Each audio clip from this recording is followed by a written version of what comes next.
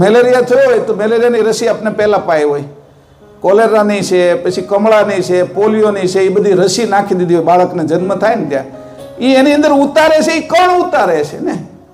એ જે કણ ઉતાર્યો એટલે હવે એને આપણે શું કહેવાય પક્ષઘાત એટલે કે લકવા નહીં થાય, એને મેલેરિયા નહીં થાય, એને છે એ અમુક પ્રકારના રોગો નહીં થાય, જે એના જન્મથી આવનારા રોગો પણ નષ્ટ થશે. કારણ કે હવે મેં અંકુર નવું નાખી દીધું, એને રસી કીધી કે એવું તત્વ હોય, એવો રસ, એવો પરમ ગુરુ જો નાખી દે આપણી અંદર, અને એ કણ રૂપ એનું કણનું છે. આ લોકો દવા બનાવીને રસીઓ કરીને આપણે છે અહીંથી કેટલાય અસાધ્ય રોગો મટાડતા હોય. પહેલા છે એ જેને દમ થતો, ટીબી થતો, એ બધા મરી જતા. એના માટે કોઈ દવા નહોતી, પછી રસી ગોતાણી, દવા ગોતાણી, એટલે હવે ટીબી નથી થતો. એની પહેલા છે એ પ્લેગ ને એવા બધા રોગો થતા, એની દવા ગોતાની. પછી છે એ આપણે કીધું ને પરમગુરુએ લખ્યું છે ઓરી, અછબડા અને માતાજીની નીકળતા, અત્યારે નથી નીકળતા. કેમ કે એની અંદર રસી આપી દીધી ને. તો હવે કીધું આ પરમગુરુની રસી કેવી છે કે અમને છે અમારા સ્વરૂપે કરી દે. હવે એને ગોતવાની ને આપણે.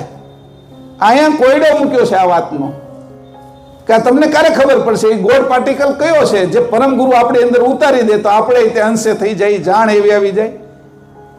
એ કોની આગળ છે એ કે તેની કીધું એના ચરણની રજ, એવું કીધું. હવે એ આપણે સમજી કે ન સમજી, પણ અચરજમાં બહુ સરસ રીતે રજૂ કરે છે કે એક વસ્તુ એની અંદર નાખી દેવામાં આવે એટલે એનો રોગ મટી જાય. ઘણી વખત એવું બને કે અમુક ઇન્જેક્શનો ને એ બધું છે એ નસમાં આપી દે અને એના થોડા સમયની અંદર તે એને જે આવતો તાવ કે આ તે સારું થઈ જાય. કેમ કે હવે પાર્ટિકલો નવા ગયા અંદર, એ અંદર નવું કામ કરશે. તો આ બાજુના જે પાર્ટિકલ હતા આપણા બધા, અત્યારે આપણે બધા રજ અને વીર્યથી બનેલા છે, એ પાર્ટિકલ નિરંજનના આદ્ય શક્તિના છે. એ આદ્ય શક્તિને નિરંજનના પાર્ટિકલો રદ કરવા હોય અને પરમગુરુના પાર્ટિકલો તો એની રીત શું છે, એની પદ્ધતિ શું છે એ કે તો એની કીધું આ બધા આ બાજુના પરહરી એને મેં ફેંકી દીધા. અને હું મૂળ છે એ પરમગુરુ અચરત રત ગુરુ પરમ કી, પરમગુરુની આરત લાગી. એ આરતથી એની અંદર આ તત્વો આવી ગયા. આમાં કઈ રસી આપવાની જરૂર નથી. હવે રિમોટ કંટ્રોલ થાય છે બધું, મોબાઈલથી બધું થાય છે. પરમગુરુની આરત રાખો એટલે એના કણો અંદર આવી જ જવાના છે.